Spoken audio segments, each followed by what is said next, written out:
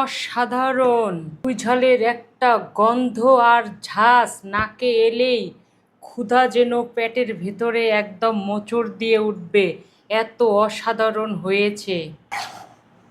এটি দক্ষিণ পশ্চিমা অঞ্চলের, বিশেষ করে খুলনা ও যশোর অঞ্চলের একটি বিখ্যাত ঐতিহ্যবাহী রান্না চুই ঝাল দিয়ে গরুর মাংস।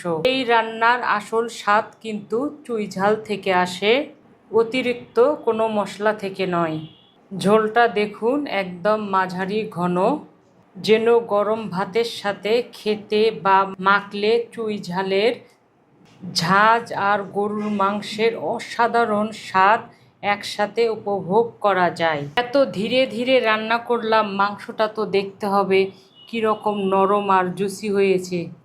যদিও প্রচুর গরম, হাত দিতে পারছি না, তো নরম, একদম খুলে খুলে যাচ্ছে।